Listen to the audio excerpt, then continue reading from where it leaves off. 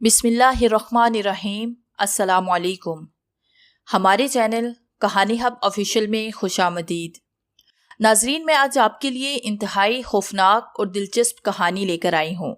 लेकिन कहानी शुरू करने से पहले आपसे गुजारिश है कि अगर आपने हमारा चैनल सब्सक्राइब नहीं किया तो आप हमारे इस चैनल को सब्सक्राइब कर लीजिए और बेल आइकन को भी प्रेस कर लें ताकि हर नई आने वाली वीडियो बआसानी आप तक पहुँच सके। पेशी खिदमत है नाग बेला नावल एपिसोड नंबर 6। सर सुल्तान ने बहुत दिनों के बाद राब्ता कायम किया था और इमरान से मुलाकात की ख्वाहिश का इजहार किया था।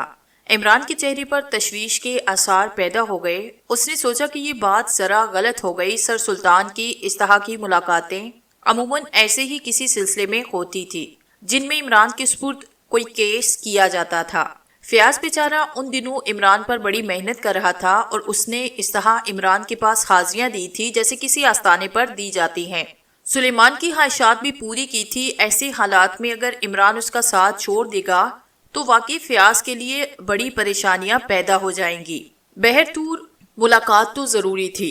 सर सुल्तान ने मुस्कुराते हुए उसका खैर मुकद्दम किया था। हाँ भाई, कम अज कम तुम्हारी कोई मौजूदा मसरूफियत मेरे इल्म में नहीं। सर सुल्तान ने पूछा। इल्जाम तराशी से परहेज कीजिए जनाब, इमरान ने संजीदा से कहा और सर सुल्तान चौंक कर उसे देखने लगे।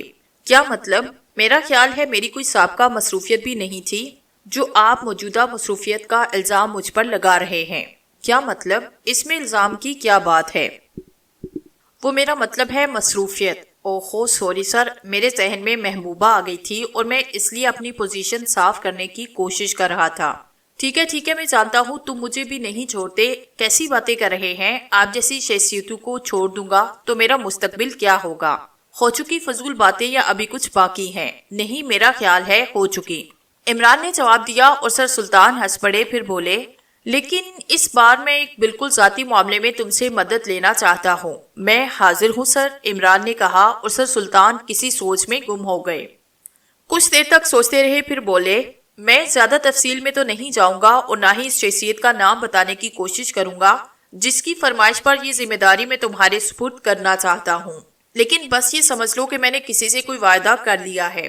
आपके वादे की तकमील मेरी जिंदगी का मकसद है, इमरान ने ड्रामाई अंदाज में कहा और सर सुल्तान हंसने लगे। फिर बोले, अच्छे खासे आर्टिस्ट हो। शुक्रिया जनाब, इमरान ने गर्दन झुकाते हुए कहा।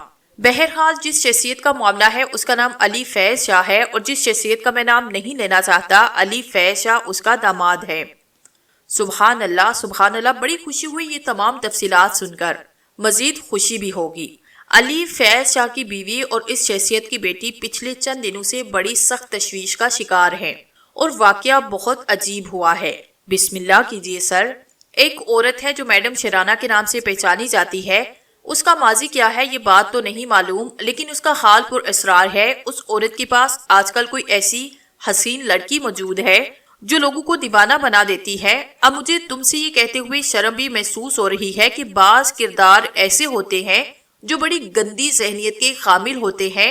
अली फैज शाह की बीवी बेहद खूबसूरत है, आला खानदान से ताल्लुक रखती है, शरीफ ज़ादी है, लेकिन खुद अली फैज शाह का किरदार ज्यादा बेहतर नहीं। बहरहाल तफसीलात में जाने से गुरेज कर रहा हूँ। अली फैज शाह पिछले दिनों मैडम शराना के पास मौजूद उस खूबसूरत लड़की के इश्क में गिरफ्तार हो गया था और फिर कुछ ऐसे अवामल पैदा हुए कि मैडम शराना अली फैज शाह को ब्लैकमेल करने लगी और उसने अली फैज शाह से करोड़ों रुपए हासिल कर लिए। अली फैज शाह पहले ही अपनी बुराइयों में मुब्तला था और माली तौर पर तकरीबन दिवालिया हो गया था। बस सुसर से ये कहता रहता कि इसकी आमदनी के जराए बहुत पैदा करे। चुनाचे इस रकम की अदायगी के बाद वो बिल्कुल ही डूब गया और पिछले कुछ दिनों से शदीद बीमार है। एक तरफ उस हसीन लड़की का इश्क, दूसरी तरफ घरेलू मसाइल, कर्ज ख्वाहों की यलगार। अली फैज शाह खुदकुशी की कोशिश भी कर चुका है। ये सारी बातें अपनी जगह, लेकिन मैडम शराना का ये किरदार बड़ा भयानक है। चूंकि तहकीकात से ये पता चला कि और भी ऐसे कई सरमायादार मैडम शराना का शिकार हो चुके हैं और करोड़ों रुपए की रकमें उस पर लुटा चुके हैं। इमरान की बात खासी तशवीश का बायस बन चुकी है। अगर कोई ऐसी शख्सियत ऐसे कामों में मसरूफ है तो तुम्हारा क्या ख्याल है, क्या कानून उस पर गिरफ्त नहीं कर सकता? मेरे ख्याल में ये बाकायदा जुर्म है और अब इस जुर्म को खत्म करना जरूरी है। जी, इमरान ने जी कहने पर इक्तफा किया। بس میں تمہیں اس سلسلے میں تکلیف دے رہا ہوں، یوں سمجھ لو یہ معاملہ میرے لیے بھی ضروری ہے، کیونکہ جس شخصیت کی میں بات کر رہا ہوں اس سے میرا بچپن کا تعلق ہے۔ ٹھیک ہے جناب، میں اس سلسلے میں کام شروع کر دیتا ہوں اور بہت جلد آپ کو تفصیلی رپورٹ پیش کروں گا، عمران نے پوری سنجیدگی سے کہا، اور سر سلطان ممنون نگاہوں سے اسے دیکھنے لگے، پھر بولے، شکریہ عمران، تم سے کوئی بات کہتے ہوئے مجھے کبھی مایوسی نہیں ہوتی، بہرحال اس سلسلے میں مجھے بہت جلد رپورٹ دینا۔ بہت بہتر، عمران نے کہا، پھر رسمی گفتگو کے بعد وہ سر سلطان سے رخصت ہو کر نکل آیا۔ اس نے ان پر یہ بالکل ظاہر نہ کیا کہ وہ میڈم شرانہ کو جانتا ہے یا آج کل اس کیس پر کام کر رہا ہے۔ سر سلطان کا بھی معاملہ یہ تھا کہ انہیں صرف کام سے غرض ہوتی تھی اور نام و نمود کے خواہش مند نہ تھے۔ اگر عمران بعد میں یہ بتا دے کہ یہ کیس اس نے فیاض کے ذریعے حل کر لیا تو سر سلطان کو اس پر کوئی اعتراض نہیں ہوتا۔ پچھلے بھی ایسے بہت سے کیس سامنے آئے تھے جن کے سلسلے میں سیکرٹ سروس بھی ملوث ہوئی تھی اور محکمہ سراغ رسانی بھی۔ معاملہ اگر فیاض کا تھا تو عمران نے وہ فیاض ہی کے ذریعے حل کرا دیا اور سر سلطان کو اس پر کوئی اعتراض نہیں ہوا تھا۔ لیکن بہرحال اب صورتحال ذرا ٹیڑھی ہو گئی تھی۔ ایک جانب فیاض کا معاملہ تھا، دوسری طرف اس شخص کا قتل جو جبار فضلی کی کوٹھی میں قتل ہو گیا تھا۔ اس کی تفصیلات ابھی تک منظر عام پر نہیں آئی تھی اور یہ بھی پتہ نہیں چلا تھا کہ وہ ہے کون۔ اس کے علاوہ وہ راؤ خیات اللہ جس کی بیٹی صفورہ نے عمران سے اس سلسلے میں درخواست کی تھی اور وعدہ کر کے گئی تھی کہ جیسے ہی کوئی مناسب موقع ملا وہ تاج اس تہانے سے اڑا کر عمران کے حوالے کر دے گی اور عمران اس سلسلے میں جو بھی مناسب قدم اٹھائے گا اس سے اتفاق کرے گی۔ پھر عمران فیاض سے ملا، اس کے دفتر ہی پہنچا تھا اور فیاض اسے دیکھ کر خوشی سے کھل اٹھا تھا۔ تمہارا یہاں آنا میرے لیے عزت کا باعث ہے، بتاؤ کیا پیو گے؟ خون جگر، عمران نے کہا۔ وہ تو ہم جیسوں کے لیے محفوظ ہے، فیاض نے ہنستے ہوئے کہا۔ کیا کسی تازہ عشق کا آغاز کر دیا ہے؟ کیا مطلب؟ یہ عشق کہاں سے گھس آیا؟ فیاض نے چونک کر کہا۔ مجھے بھی بیوی سمجھ لیا ہے کیا؟ عمران نے کہا اور فیاض اسے گھورنے لگا، پھر بولا، تم بس کیا کہوں تم سے، جو کہنا چاہتا ہوں کہتے ہوئے ڈرتا بھی ہوں۔ نہیں نہیں کہہ دو، تم نے اس کا دماغ بالکل خراب کر کے رکھ دیا۔ لاکھ سمجھانے کی کوشش کی کہ یہ عمران کی شرارت ہے، لیکن عورت اگر بات کو سمجھ جائے تو عورت کیوں کہلائے؟ اچھا، عمران نے حیرت سے کہا۔ ہاں تو اور کیا؟ ٹھیک ہے، یہ بات بھی میں فون کر کے بھابھی کو بتا دوں گا۔ ارے یار عمران پلیز ایسا مت کرنا، کیوں میری زندگی عذاب کرتے ہو؟ کیا بگاڑا ہے میں نے تمہارا؟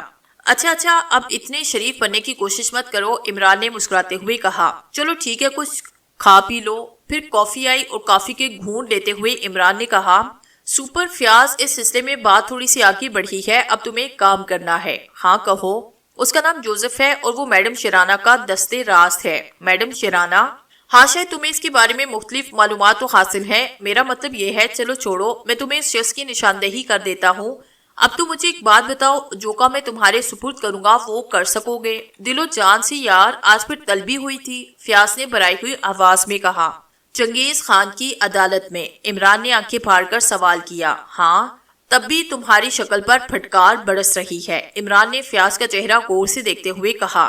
کوئی خرچ نہیں ہے، دیکھوں گا کب تک یہ پھٹکار برستی ہے۔ بخدا یہ سوچا تھا کہ سروس پوری کر لوں تاکہ ریٹائرمنٹ کے بعد سکون کی زندگی گزار لی جائے، لیکن لگتا ہے ایسا ہونے نہیں دیا جائے گا۔ تمہیں ضرورت بھی کیا ہے سپر؟ اتنی جائیداد بنا چکے ہو کہ اگر کرایہ ہی وصول کرو تو شہنشاہوں کی طرح زندگی بسر کر لو گے۔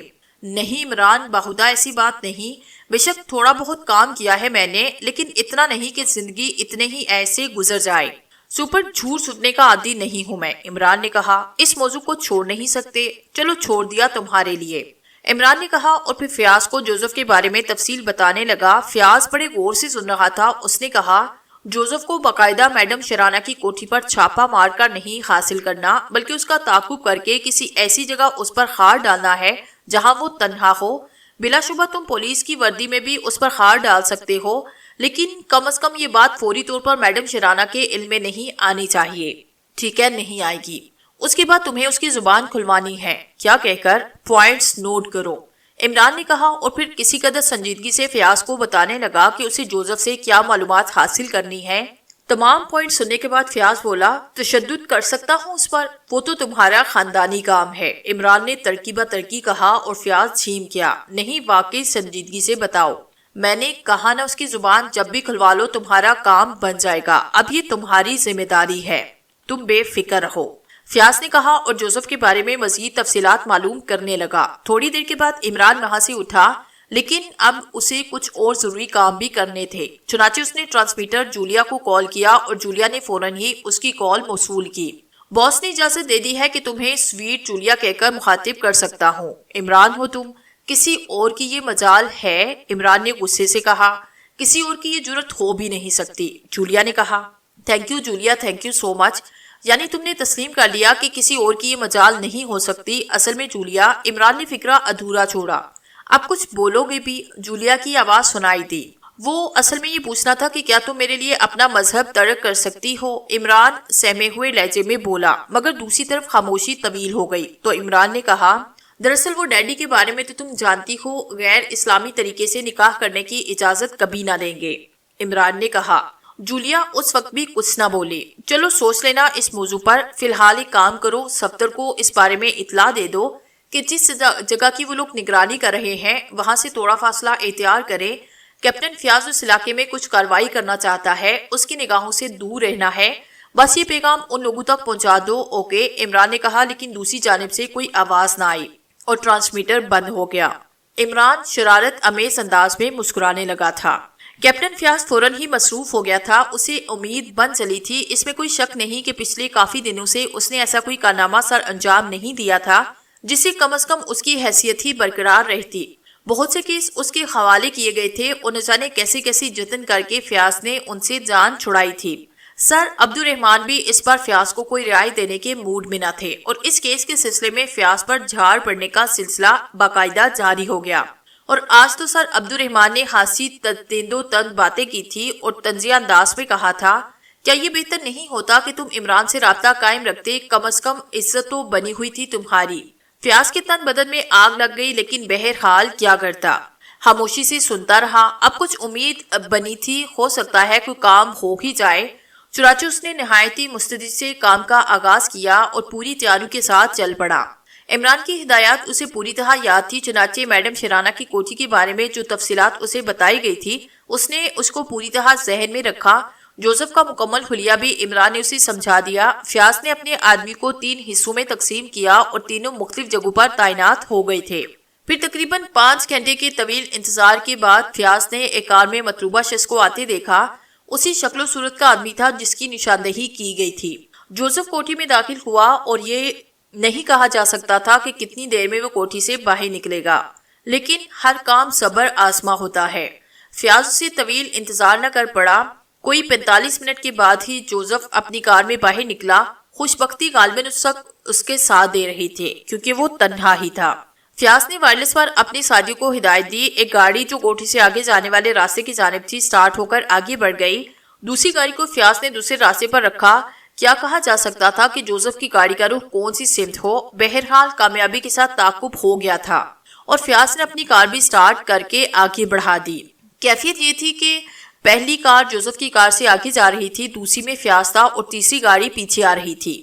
پھر واقعی جوزف ایک ایسی سڑک پر مڑا جس پر ٹریفک نہ ہونے کے برابر تھا۔ یہ سڑک صنعتی علاقے کی جانب جاتی تھی اور فیاض کی بے صبری انتہا کو پہنچ چکی تھی۔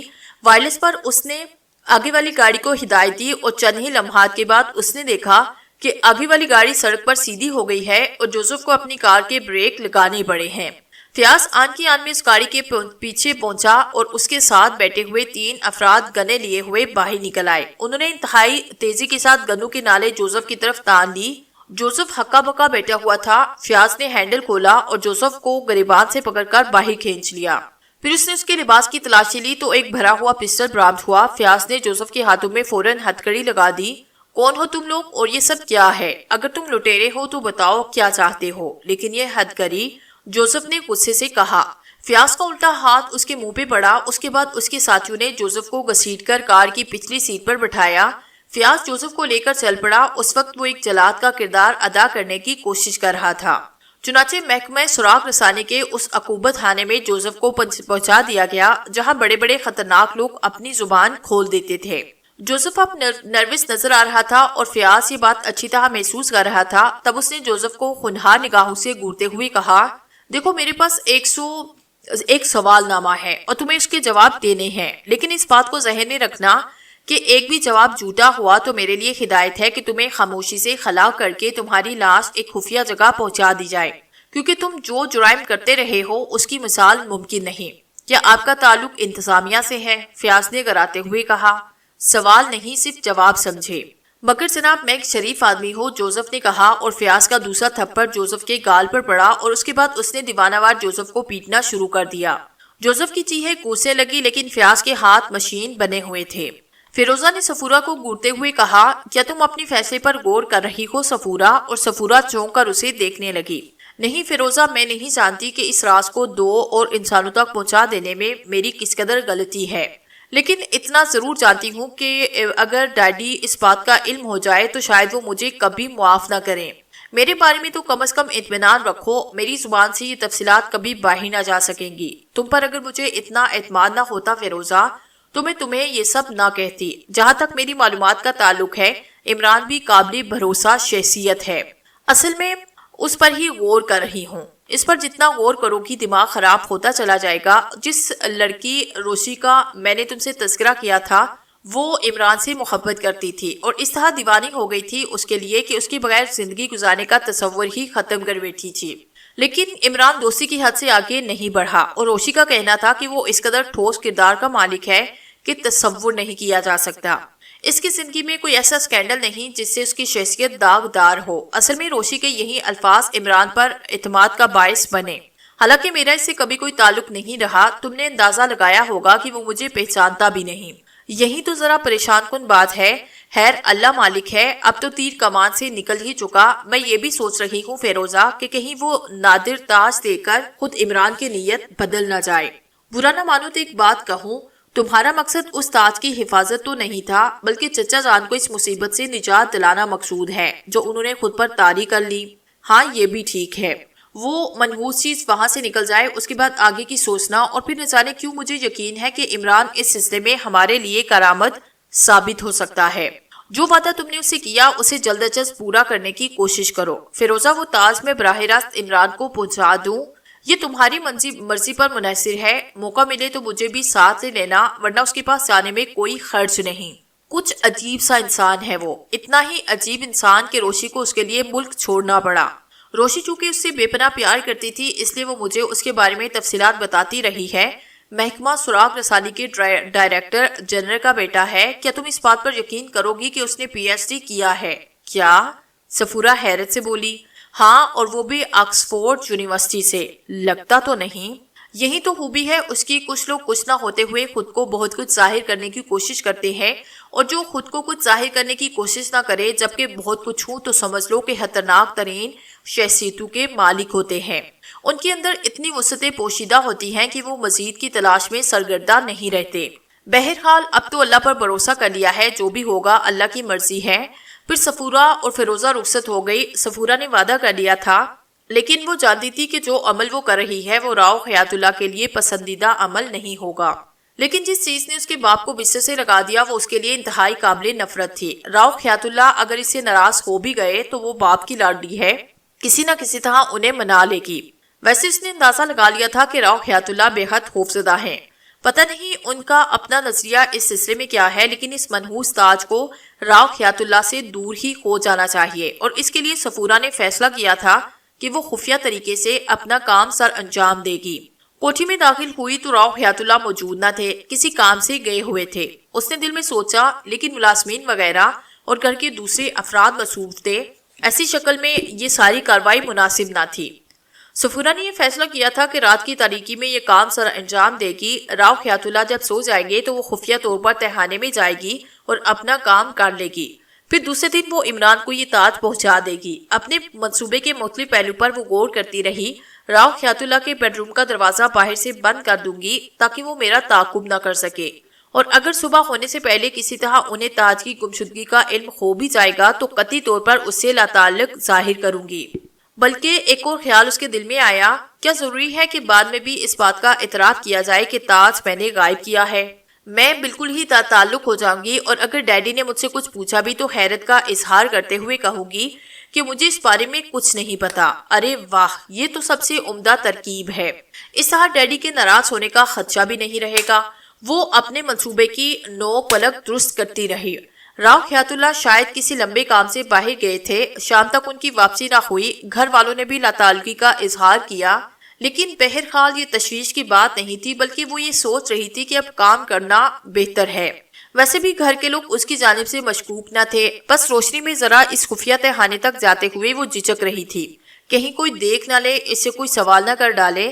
پھر ڈنر کا وقت ہوا۔ راؤ حیات اللہ ابھی تک واپس نہ آئے تھے۔ اس نے تشویش سے پوچھا، ڈیڈی کچھ بتا کر نہیں گئے کہ کب تک واپسی ہوگی؟ اس نے ایک ملازم سے پوچھا۔ کچھ نہیں بتایا۔ طبیعت ٹھیک تھی ان کی؟ ہاں، بہتر حالت میں تھے۔ جاتے ہوئے کچھ کہا بھی نہیں؟ انہیں جاتے ہوئے دیکھا ہی نہیں، خاموشی سے باہر نکل گئے تھے۔ اسی ملازم نے کہا، کوئی فون بھی نہیں آیا؟ کوئی فون نہیں آیا۔ بہرحال اس نے ڈنر کیا۔ اس کے بعد رات کو 11:30 بجے تک باپ کا انتظار کرتی رہی۔ اس کے بعد اپنے کام کے لیے تیار ہوئی۔ راؤ حیات اللہ کے مشاغل میں یہ شامل تھا، وہ اپنے دوستوں میں کبھی کبھی اس طرح چلا جایا کرتے اور خاصی رات گئے گھر واپس آتے، اس لیے تشویش کی کوئی خاص بات نہ تھی، اور گھر والوں کو احساس بھی نہ ہوتا تھا۔ 11:30 بجے تمام اہل خاندان اپنے اپنے کمروں میں جا گھسے تو وہ تیار ہو کر باہر نکل آئی۔ اطراف کا جائزہ لیا، اس کے بعد دھڑکتے دل کے ساتھ تہخانے کی جانب چل پڑی۔ ذہن میں درجنوں خیالات تھے۔ یہ احساس شدت سے ہو رہا تھا کہ وہ ایک خوفناک چیز کو ہاتھ لگانے جا رہی ہے۔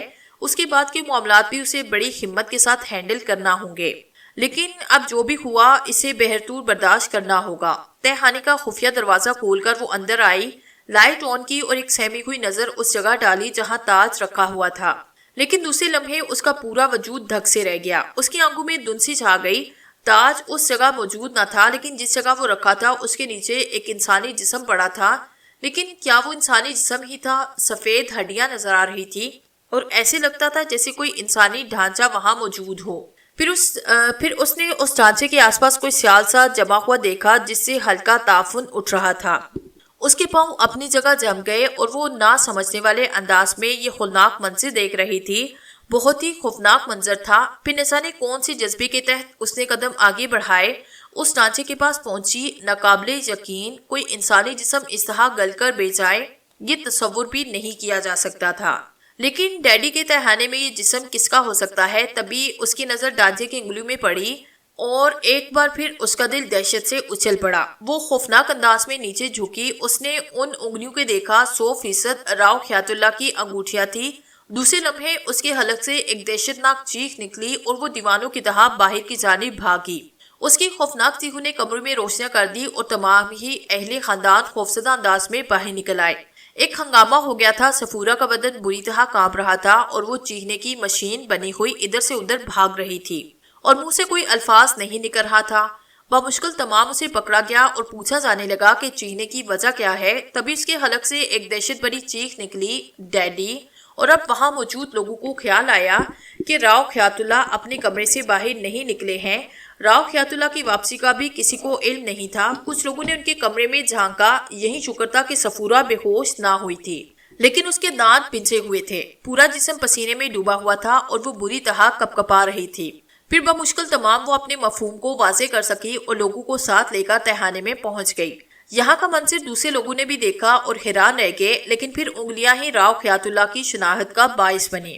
راؤ حیات اللہ کسی پر اسرار طریقے سے مر چکے تھے اور ان کی لاش صرف ٹانکے کی شکل میں رہ گئی تھی، لیکن یہ بات صرف صفورہ ہی جانتی تھی کہ وہ خونی تاج وہاں سے غائب ہو چکا ہے۔ ایک ہنگامہ برپا ہو گیا، ہر طرف چیخو پکار شروع ہو گئی۔ راؤ حیات اللہ کا اس طرح اپنے نوادر خانے میں مر جانا بڑی سنسنی خیز خبر تھی۔ اہل خاندان نہ جانے کیا کیا کرتے رہے۔ صفورہ پر سکتہ طاری تھا۔ رات کو تقریباً 4 بجے اسے ہوش آیا۔ اس نے اپنے کمرے کا دروازہ بند کیا۔ باہر لوگوں کی آمد و رفت جاری تھی اور رونے پیٹنے کی آوازیں بلند ہو رہی تھی۔ صفورہ کو پورا احساس ہو چکا تھا کہ کھیل ختم ہو گیا ہے۔ بالآخر خونی تاج راؤ حیات اللہ کی موت کا باعث بن گیا، لیکن راؤ حیات اللہ کی موت میں کس کا ہاتھ ہے، اس نے کب اور کیا کیا، اس کا صفورہ کو علم نہیں تھا۔ وہ تو بس یہ سوچ رہی تھی کہ بالآخر اس کا بات اپنے دیوانے پن کے شوق کا شکار ہوا اور اب وہ اس عظیم خسارے سے دوچار ہو چکی ہے جس کا کوئی نعم البدل نہیں ہو سکتا۔ پھر اسے عمران کا خیال آیا تھا۔ اسی تصور سے اس نے دروازہ بند کیا۔ حالانکہ یہ ایسا وقت نہیں تھا کہ کسی ایسے شخص کو فون کیا جا سکے جسے کوئی گہرا ربط نہیں ہے، لیکن اور کیا کر سکتی تھی؟ لرزتے ہاتھوں سے اس نے عمران کے فون نمبر ڈائل کیے جو وہ وہاں سے لے کر آئی تھی۔ ریسیور کان سے لگایا، کافی دیر کے بعد دوسری جانب سے فون ریسیو کیا گیا اور ایک نیند میں ڈوبی آواز سنائی دی، ہیلو عمران صاحب، اس وقت خالی عمران صاحب سو رہے ہیں، کیا تم عمران کے ملازم ہو؟ سلیمان پر 1000 بار لعنت، کون صاحب ہے آپ؟ خدا کے لیے سنجیدگی سے بات کریں، رات کو 4 بجے کوئی سنجیدہ ہو سکتا ہے؟ عمران میں صفورہ بول رہی ہوں۔ صفورہ؟ عمران نے کہا، نہیں صفورہ، فیروزہ کے ساتھ آپ سے ملی تھی۔ فیروزہ کو میں صبح 9:30 بجے گولی مار دوں گا، آپ میری بات تو سن لے، رات کے 4 بجے، اوہو میں سمجھ گیا تمہیں نیند نہیں آ رہی ہوگی۔ عمران صاحب ڈیڈی کو قتل کر دیا گیا ہے، وہ تاج غائب ہو چکا ہے جس کے لیے میں نے آپ سے بات کی تھی۔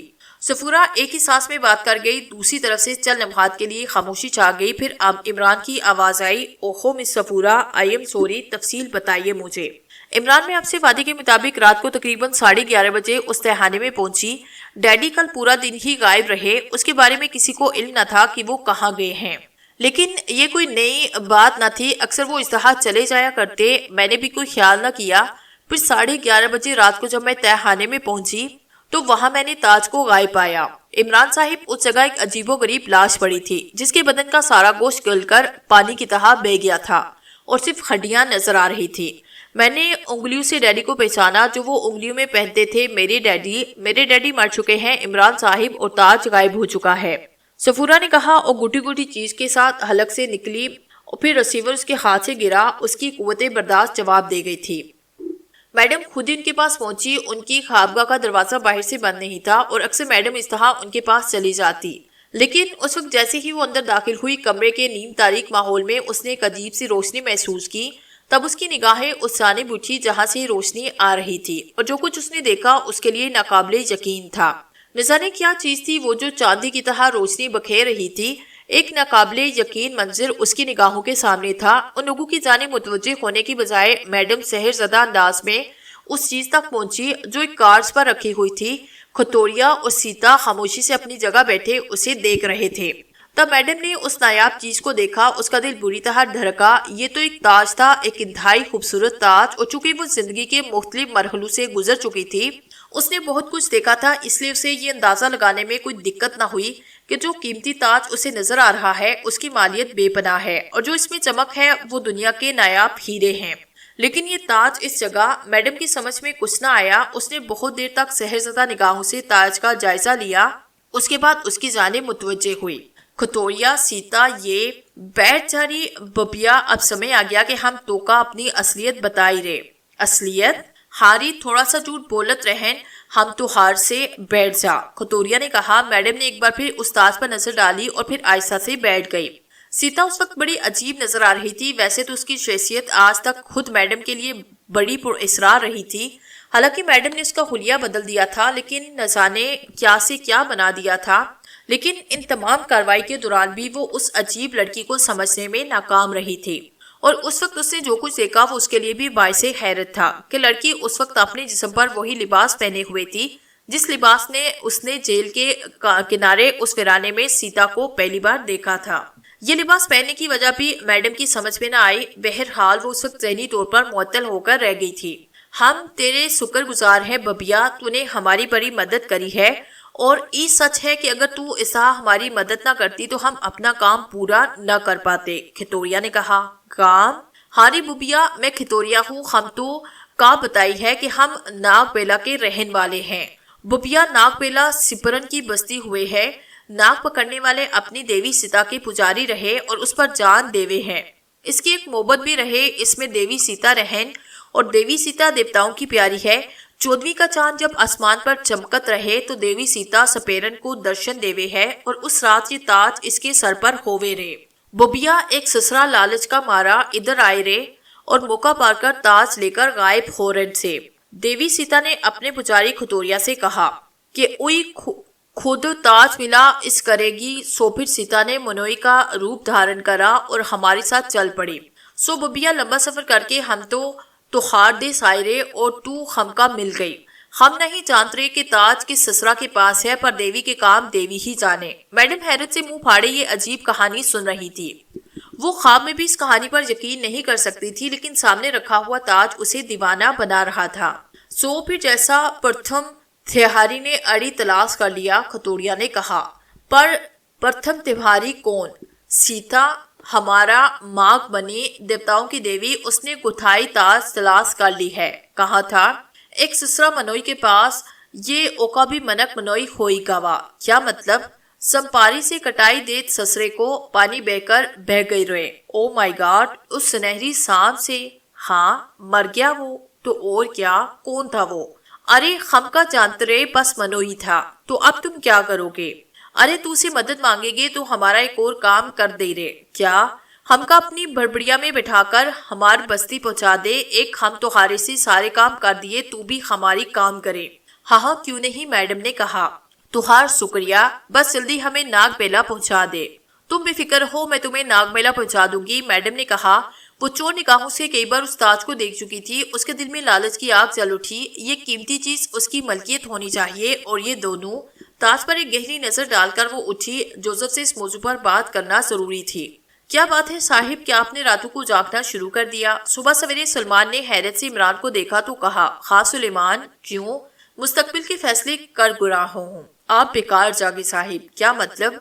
आप अपना मुस्तकबिल मुझसे पूछ लेते।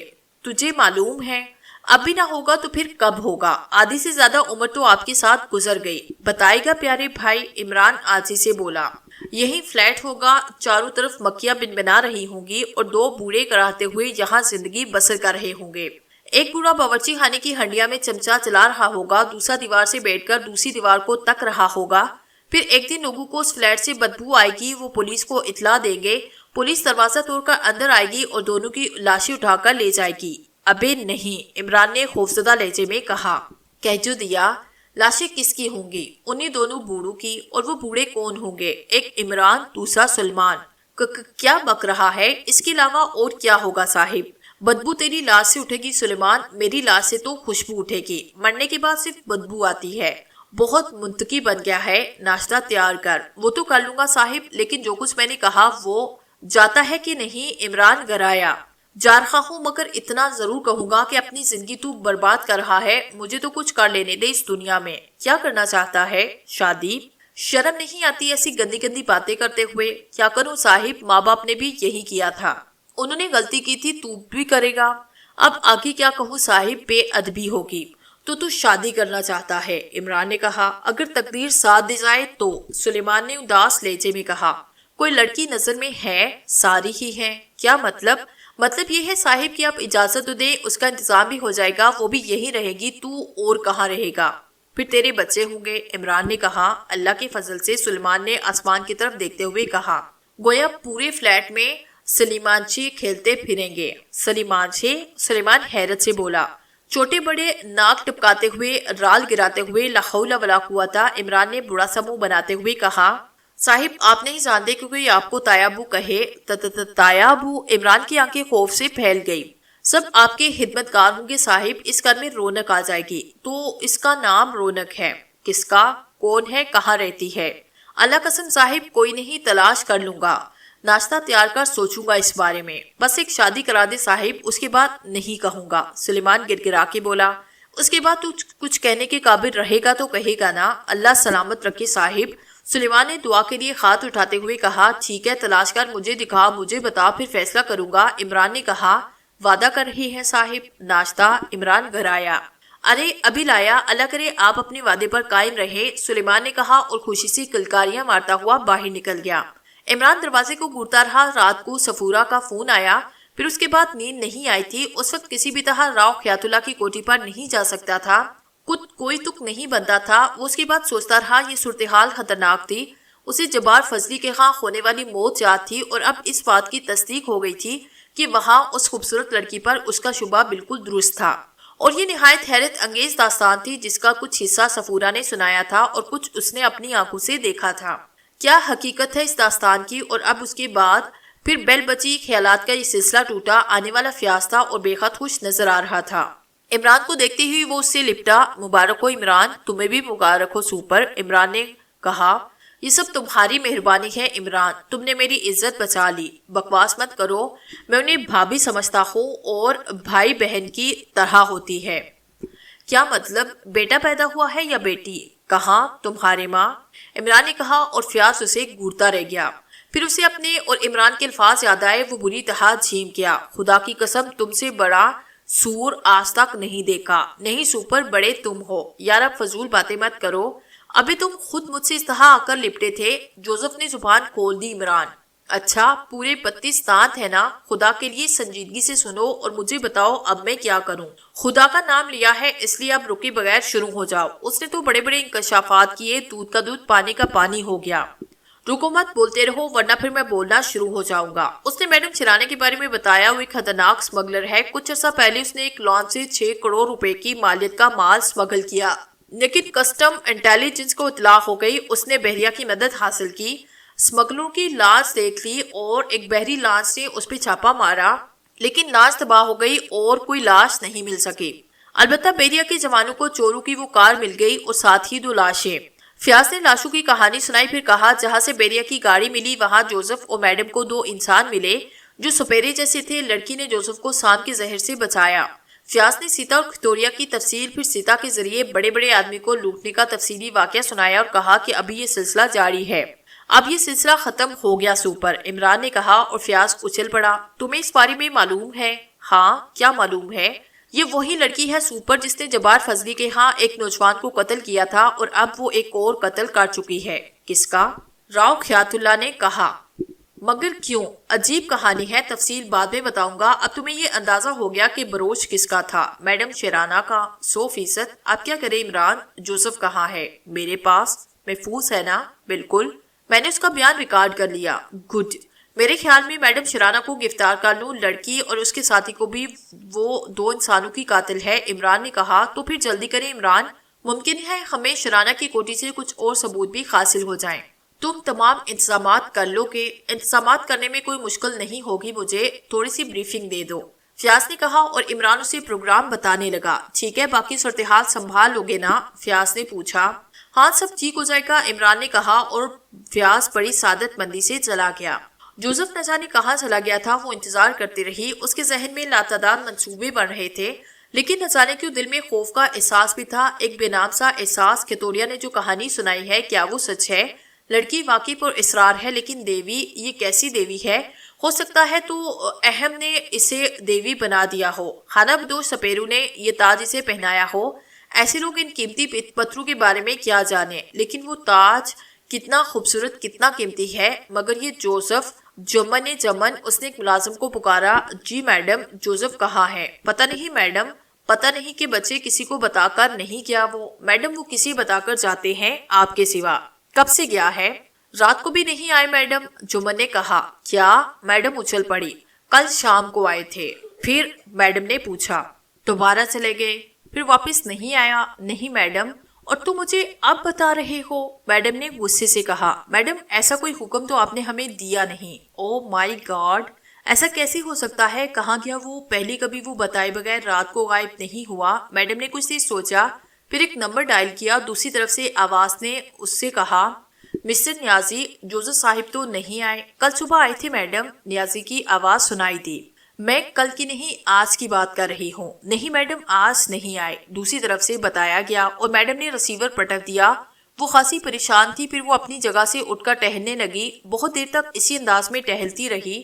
اس کے چہرے پر پریشانی نظر آ رہی تھی. دفتر ٹیلی فون کی گھنٹی بجی. اس نے لپک کر ریسیور اٹھایا. ہیلو میڈم پنٹو بول رہا ہوں. ہاں پنٹو خیریت بتاؤ. خیریت نہیں میڈم. کیوں کیا بات ہے؟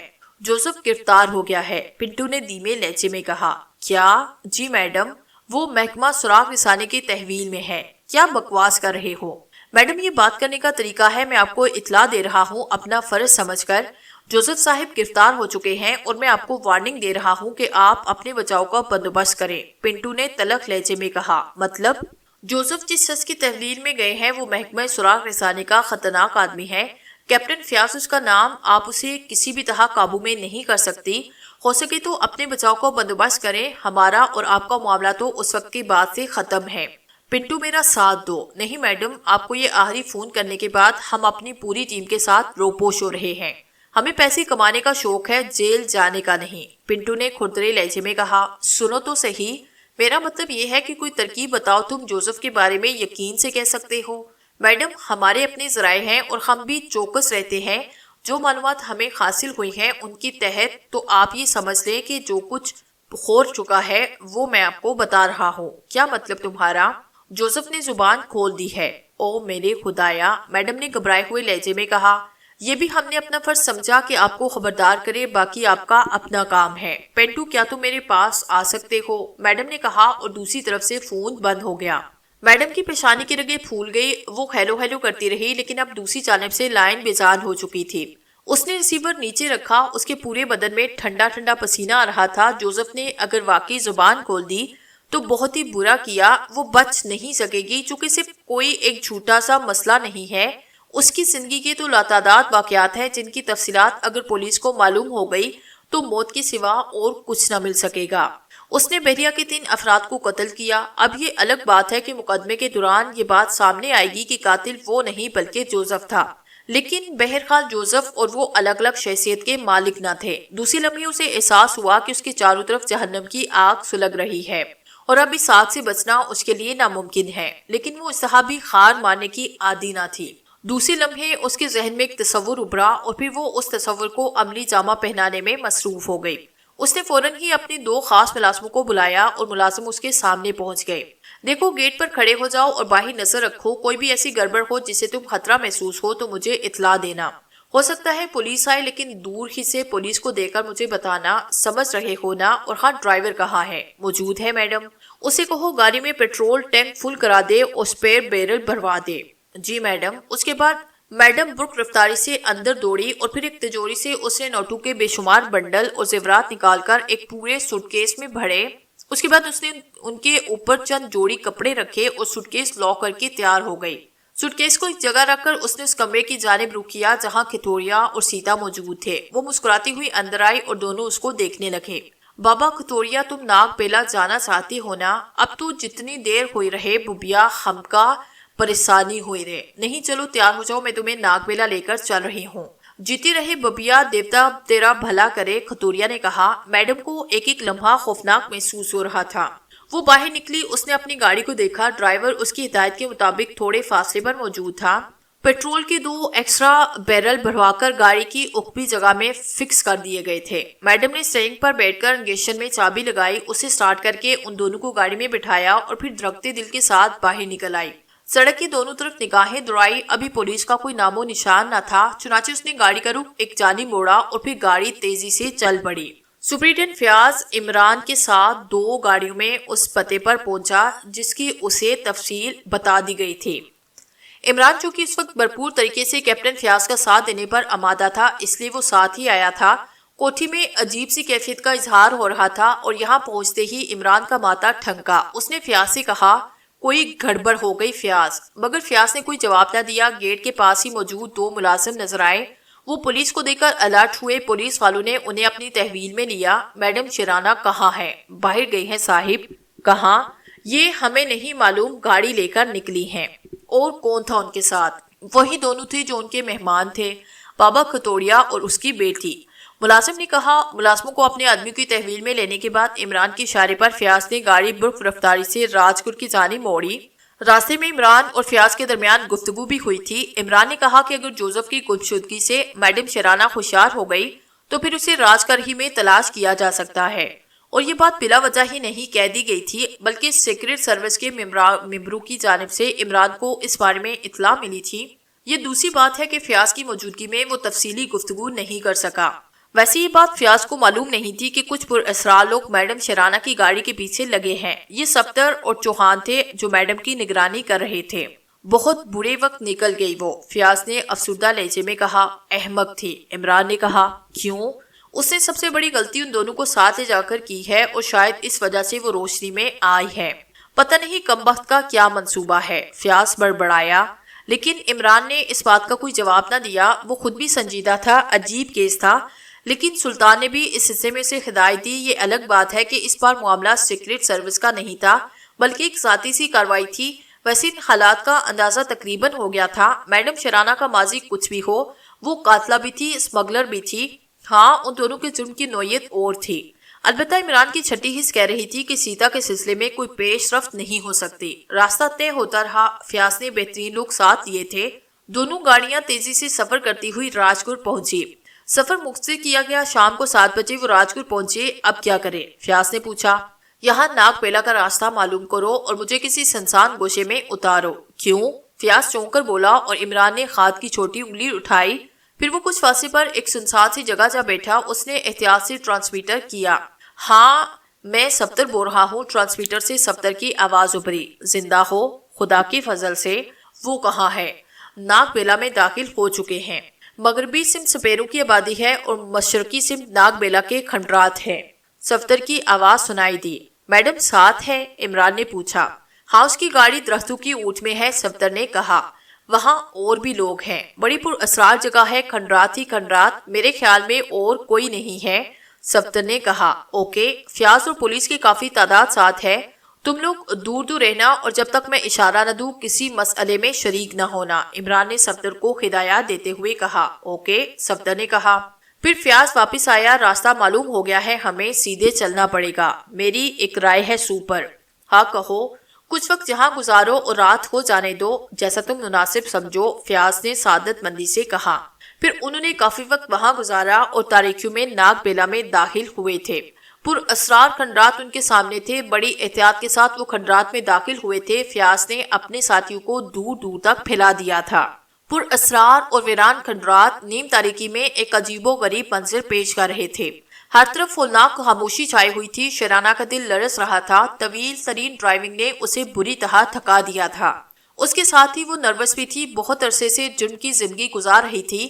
پختہ کار ہو چکی تھی، لیکن ایسے کٹھن لمحات کبھی نہ آئے تھے۔ جو کچھ وہ ساتھ لائی تھی وہ پرتعیش زندگی گزارنے کے لیے کافی تھا، لیکن نہ جانے کی اس کا دل ڈوب رہا تھا۔ اسے احساس تھا کہ کچھ ہونے والا ہے۔ ناگ بیلا بذات خود اس قدر وحشت ناک جگہ تھی کہ یہاں کسی انسان کا زندہ رہنا ممکن نہ تھا۔ بس تھوڑا سا وقت گزر جائے، صورتحال کا جائزہ لے کر وہ خاموشی سے یہاں سے نکلنے میں کوشش کرے گی۔ اس وقت تک یہاں رہا جا سکتا ہے۔ کھتوریا اور سیتا یہاں آ کر اور پر اسرار ہو گئے تھے۔ اسے یہاں اس پوشیدہ کھنڈرنما کمرے میں چھوڑ کر وہ ایک اور کمرے میں چلے گئے۔ بہرحال ان دونوں بیوقوفوں سے وہ اب بھی فائدہ اٹھانا چاہتی تھی۔ جو کچھ ٹوٹ گیا اس کے بدلے یہ تاج کافی تھا جو بہرحال اب اس کی ملکیت بننے والا تھا۔ رات گہری ہو گئی۔ اسے اپنے چاروں طرف سانپوں کی سرسراہٹیں محسوس ہوئی۔ پھر کھتوریا اور سیتا اسے نظر آئے۔ انہوں نے اسے باہر آنے کا اشارہ کیا۔ وہ ان کے ساتھ باہر آئیں۔ آسمان پر تارے بکھرے تھے۔ کھتوریا اسے کھنڈرات کے عقبی حصے میں لے گیا جہاں ایک چبوترا بنا ہوا تھا۔ یہ دیوی کا ستھان رہے ببیا، چاند نکلنے والا ہے، سیتا کو دیکھو۔ سیتا آہستہ آہستہ چلتی ہوئی چبوترے پر جا کر کھڑی ہوئی۔ میڈم شرانہ، یہ وہ جگہ ہے جہاں دیوتا بولتے ہیں۔ زبان میری ہوتی ہے، الفاظ دیوتاؤں کے۔ تم جیسا ایک شخص میرا تاج لے گیا، اسے تاج تلاش کرنا ضروری تھا۔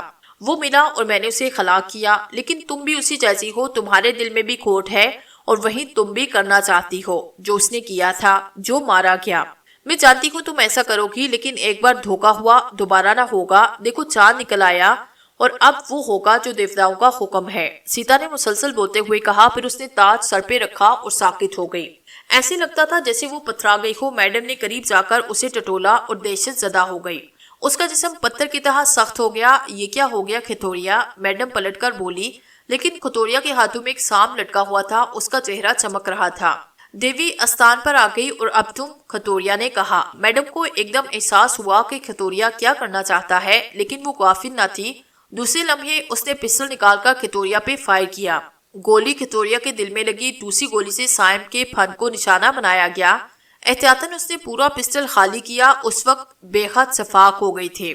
تاج اب میرا ہے کھتوریا، میڈم نے گرائی ہوئی آواز میں کہا اور سیتا کی طرف پلٹی۔ لیکن دوسرے ہی لمحے اسے چکر آیا۔ سیتا اس چبوتے پر موجود نہ تھی۔ وہ چکرائی ہوئی آنکھوں سے چاروں طرف دیکھنے لگی۔ گولی کی آواز نے فیاض اور عمران کی رہنمائی کی۔ وہ بڑی احتیاط سے ان ہولناک کھنڈرات میں بھٹک رہے تھے۔ میڈم شرانہ کی گاڑی تو نظر آئی، لیکن شرانہ انہیں نہ ملی۔ لیکن اب انہوں نے شرانہ کو گھیر لیا۔ وہ اس چبوترے کے پاس کھڑی تھی اور اس سے کچھ فاصلے پر کھتوریا کی لاش پڑی ہوئی تھی۔ خبردار، اپنے ہاتھ بلند کر دو، پولیس نے تمہیں چاروں طرف سے گھیر لیا ہے، جنبش کی تو بھون ڈالی جاؤ گی، سر فیاض نے گرفتار لہجے میں کہا۔ سامنے کھڑی شرانہ آنکھیں پھاڑ کر رہ گئی۔ پھر اس نے پسٹل اپنی گن پٹی پہ رکھا اور ٹریگل دبا دیا، لیکن ٹرچ کی آواز نکل کر رہ گئی تھی۔ اسے گرفتار کر لیا گیا۔ تب انہوں نے چبوترے پر اس لڑکی کو دیکھا۔ ایک ناقابل یقین حد تک خوبصورت تاج اس کے سر پر جگمگا رہا تھا۔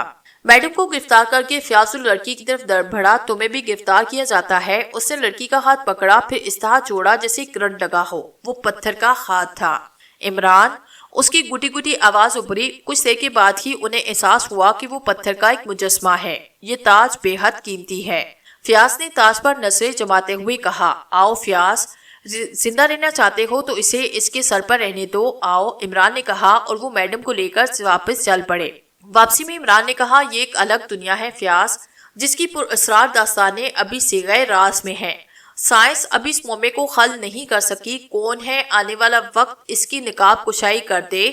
فیاض خشک ہونٹوں پر زبان پھیر کر رہ گیا۔ میڈم اور جوزف کو قانون کے سپرد کر دیا گیا۔ انہوں نے اپنے جرائم کا اعتراف کر لیا تھا اور طویل عرصے کے بعد فیاض کو ایک بار پھر سرخروغ حاصل ہو گئی تھی۔